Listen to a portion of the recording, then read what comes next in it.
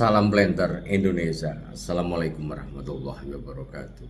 Banyak pertanyaan yang masuk ke dalam The Brondol bicara tentang tanaman yang sedang mengalami musim kemarau di hari ini. Di sebagian belahan bumi Indonesia masuk musim kemarau. Sebagian Sumatera udah 2 minggu nggak hujan, dan beberapa belahan juga lebih daripada 2 minggu.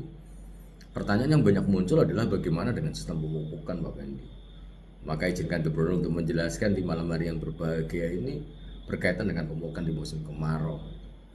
Di musim kemarau ini memang kita kayak buah si malakama, ketika sudah jadwalnya mupuk tapi kok malah belum ada hujan.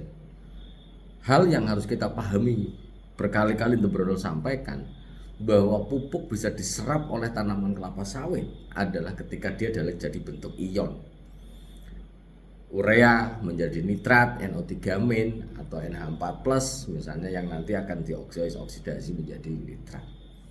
Fosfor juga akan menjadi ion juga, H2PO4 atau HPO4-. Kalium menjadi kalium K+, magnesium menjadi Mg2+. Bagaimana menjadi ion ini adalah bahwa pupuk wajib bereaksi dengan air, Mas. Bereaksi dengan air. Ketika pupuk tidak bereaksi dengan air, maka ya tidak akan terjadi reaksi. Air ini bukan dalam bentuk air yang dalam bentuk air itu juga tidak. Ada beberapa reaksi yang mungkin terjadi adalah akibat tanahnya lembab. Itu mungkin juga terjadi. Ya tetap lembab juga ada airnya. Jadi di musim kemarau ini apakah kita wajib tetap pupuk sesuai dengan jadwal? Jawabannya adalah ketika pupuk itu adalah bentuknya garam, senyawanya garam, sudah saatnya urea, Pak Pendi, pakai urea ataupun pakai ZA. Ataupun kita mupuk senyawa yang lainnya adalah senyawa garam lainnya adalah kali, KCl misalnya, atau kisrit. Maka selalu sampaikan Gubernur, ditunda dulu, termasuk ketika jadwal pemupukan NPK itu sendiri. Ada beberapa hal yang menyebabkan kenapa kita harus menundanya. Karena bahwa kalau kita ngomongin nitrogen, baik dari dia pupuk tunggal, urea sama ZA dan NPK, maka nih ketika tidak bereaksi dengan air, maka kemungkinan terbesar adalah dia akan menguap. Akan terjadi penguapan nitrogen dalam bentuk amonia. Yang ini sangat merugikan bagi kita. Itu. Lah bagaimana dengan tanaman kita, Pak Pendi, kalau kita nggak mupuk bagaimana? Makanya sabar. Tanah kita, maka bagaimana kita menjaga kesehatan kita, tanah kita, ataupun soil health, kesehatan tanah itu ada, kemudian di kompleks jerapan juga tersedia, maka kuncinya adalah pemupukan secara rutin. Penundaan 1 bulan kemungkinan bahwa tanah kita itu masih memegang nitrogen dalam bentuk ion yang bisa diserap oleh tanaman kelapa sawit itu sendiri. Daripada hilang banyak menguap menjadi amonia, ya kita tunda dulu. Tunda sampai kapan? Sampai ada airnya. Sampai hujan, 1 hujan deras atau 2 hujan ringan. Karena toh kalau kita mupuk urea kita paksakan, mupuk ZA kita paksakan, mupuk NPK kita paksakan, yang pertama keluar nitrogennya, maka nitrogen itu akan banyak menguap. Ya bahwa kita akan memupuk langit pastinya. Daripada itu terjadi, ya kita tunda dulu. Begitu juga dengan KCl dan kisrit mungkin tidak menguap, namun yang namanya garam di musim kemarau adalah mengalami kadang-kadang menjadi encer, kadang gumpal, dan dalam bentuk yang tidak kita inginkan. Maka kita tunda dulu. Nah, mungkin banyak orang pertanyaannya, Pak Pendi, kalau misalnya sudah jadwalnya kayak gini, kok jadwalnya kalau sudah jadwalnya rock fosfat ataupun dolomit, maka sahabat The Brondol boleh silahkan pupukkan. Karena dolomit sama rock fosfat adalah terbuat dari batuan yang ibaratnya dipupukkan tidak bereaksi, tapi dipupukkan juga tidak hilang. Maka ya pupukkan aja, nggak ada masalah. Lah nanti tinggal kita mengatur jeda waktu dengan yang lainnya supaya tidak terjadi antagonistik di dalam piringan kita. Maka selalu saya sampaikan, kalau mau memupuk dolomit sama rock fosfat itu berada di piringan luar sampai di luar piringan. Kemudian kalau urea sama KCl sekitar 50 cm dari pemupukan. Bagaimana bidang tebarnya kita bedakan, sehingga tidak terjadi antagonistik ketika kita masuk musim penghujan mau kita mupuk sekaligus. Karena bahwa apa ya, mungkin akan banyak orang berpikir selama kita mampu melembabkan tanahnya ya nggak apa-apa kita pupuk.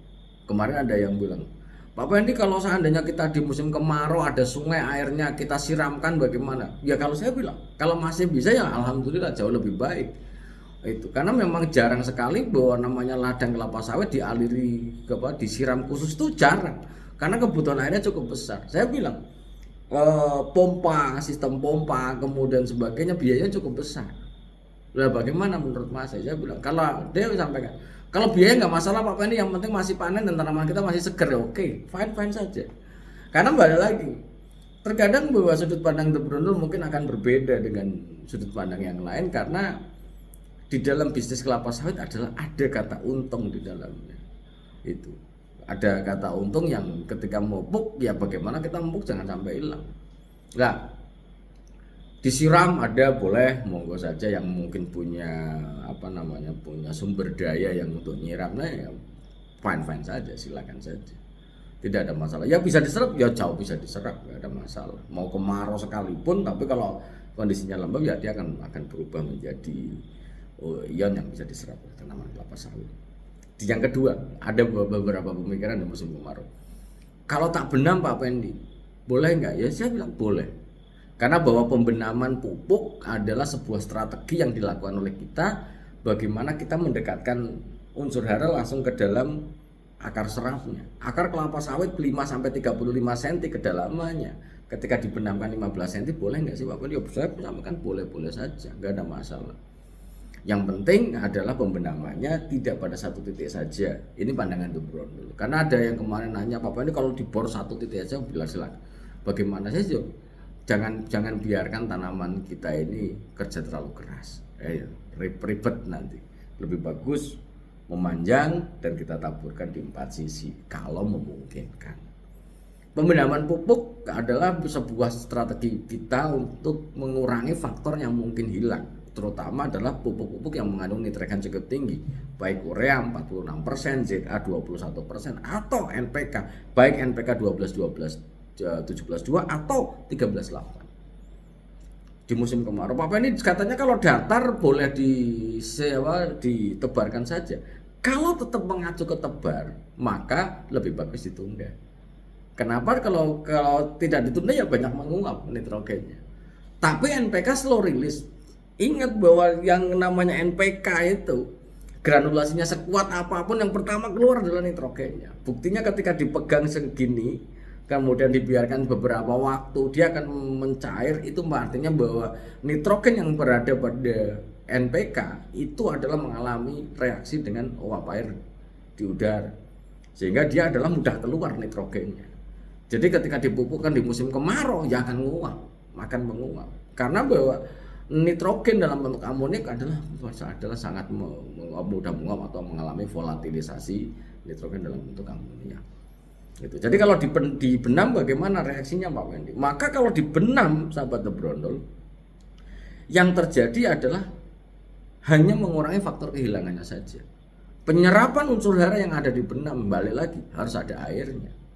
Maka ketika tanah kita lembab maka mudah bereaksi. Tapi kalau tanah kita nggak lembab atau nggak ada airnya ya tidak ada bereaksi. Ini yang menjadi catatan kita semuanya ketika kita memupuk di musim kemarau. Balik lagi, kita gaskan pemupukan tapi faktor hilangnya banyak, atau kita tunda dulu. Kalau kita tunda dulu bagaimana Pak Pedi? Saya bilang kalau selama kita menunda selama masa bulan nggak ada masalah. Tidak ada masalah selama pemupukan kita rutin. Dan yang paling penting ini sahabat The Brondol adalah bagaimana tanah kita memiliki faktor keterbatasan yang kecil di dalam penjerapan ataupun dalam bahasa ilmu tanah itu penjerapan, dalam bahasa ini adalah bagaimana melengketkan unsur hara di saat pemupukan yang ada. Ketika pasir ya harus ada bahan organik yang cukup tinggi supaya mudah mengikat unsur hara yang diberikan oleh pemupukan kita itu terjadi. Kalau tidak ya akan hilang. Itu sehingga sahabat The Brondol semuanya, ketika tanah kita lihat banyak tanah liat, kemudian apalagi bahan organiknya bagus dan tanahnya kita sehat, maka kapasitas tukar kation ataupun kemampuan melengketkan unsur hara dari pemupukan kita adalah terjadi dengan sangat baik. Itu ketika dia butuhkan masih ada stoknya di dalam tanah gitu. Kalau banyak orang berpikir bagaimana makannya, stoknya ada. 1 bulan yang akan datang sudah mulai musim penghujan, baru kita penghujan, kemudian sudah lembab ya kita pupukkan. Itu.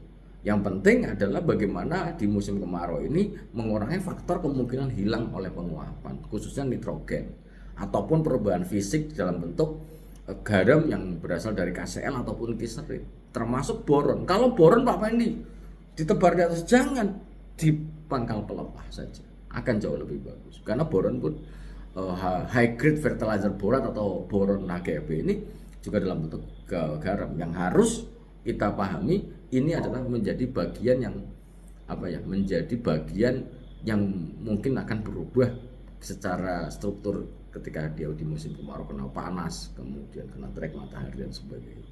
Mungkin itu aja dulu yang dapat saya sampaikan pada kesempatan di malam hari yang berbahagia ini. Semoga Allah memberikan kesehatan dan kebahagiaan tanpa sadar bagi kita semuanya, dan salam planter Indonesia. Assalamualaikum warahmatullahi wabarakatuh.